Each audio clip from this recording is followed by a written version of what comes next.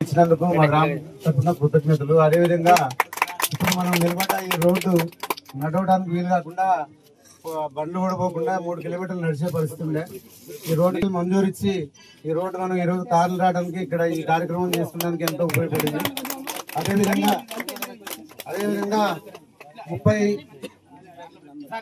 నిరుపేదలకు పార్టీ అనే ఫీలింగ్ లేకుండా జాయింట్ మండలంలోనే మంచి డ్వాక్రా గ్రూప్ ఎక్కువ పర్సెంటేజ్ రికవరీ లోన్లు తీసుకోవటం ఎక్కువగా ఉన్న విలేజ్ జమాల్పూర్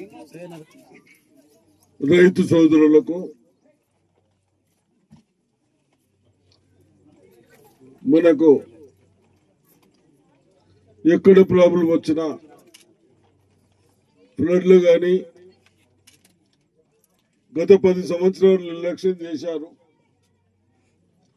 ఆ నిర్లక్ష్యం ఏ విధంగా మనం పని చేసుకోవాలనే ఉద్దేశంతో ఎలక్ట్రిసిటీ వాళ్ళకు మీరు ఇప్పుడే చెప్పారు, బోర్లు ఉన్నాయి, బోర్లు కాలిపోతా ఉన్నాయి, మోటార్లు కాలిపోతున్నాయి. దానికి సహకరించిన ఎస్సీ గారికి, డి గారికి, ఏఈలకు, ఎలక్ట్రిసిటీ డిపార్ట్మెంట్కు, అదేవిధంగా ప్రెస్ మిత్రులకు అందరికీ నమస్కారం. సమయంలో అదే కాకుండా మీ అందరికి ఒకటే నా రిక్వెస్ట్, మీ గ్రామస్తులకు మీరు పార్టీలకు అతీతంగా మీరు మంచి తెలుగు బంతులు ఒక్కటై పని చేసుకోండి. ఒకళ్ళు సర్పంచ్ కావచ్చు, ఒకళ్ళు చైర్మన్ కావచ్చు, ఒకళ్ళు ఎంపీటీసీ కావచ్చు.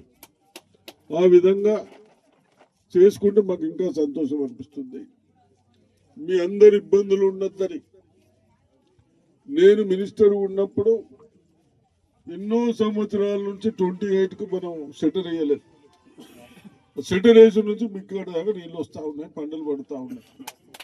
ఇది అదా ఎందుకు చెప్తున్నానంటే, నేను ఒక పెద్ద మనిషిగా నాకేం అవసరం ఇంత ఏజ్లో అంటే వ్యవస్థ అంతా నాశనం అయిపోయింది, సిస్టంలో పెట్టాలని వస్తా ఉన్నాం.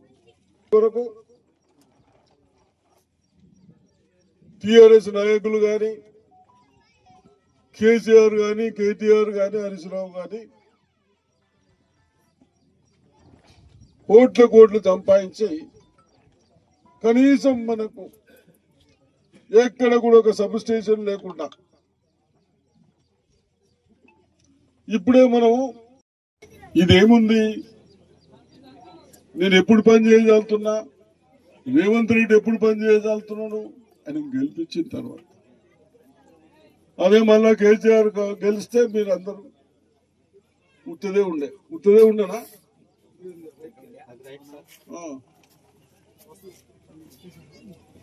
ఎటువంటి మన సైకిల్ షాప్ రైస్ మిల్ నడుస్తున్నాయా బాపు? ఇవన్నీ నేను ఎప్పుడు అనలే కానీ, సైకిల్ మా పేరు తీయాలి కానీ, అంటే వ్యవస్థ ఇప్పుడు వడ్లు వస్తున్నాయి, అతి ఆశ అయిపోయింది మనకు. అవును, సన్నం బియ్యం, సన్నము వడ్లేసారు. ఎఫ్సిఐకి ఇద్దామంటే దొడ్డు బియ్యం దొరకలేవు. అంతేనా బాబు చైర్మన్? ఇవన్నీ రేపు ఏడబోయాలా? గోదాము కాలనా లేవు, మరి ఏడబోయాలా బాబు? 1-2 కాదు కదా, 7-8 లక్షల టన్నులు వస్తున్నాయి. ఏడబోయాలి చెప్పు. మీ ఇళ్ళలో అవేంటి గడ్డితో కడుతుంటే చూడు ముందు, ఆమె కట్టుని మేము కొలుచుకొని మళ్ళీ తీసుకుపోతాం. ఈ విధంగా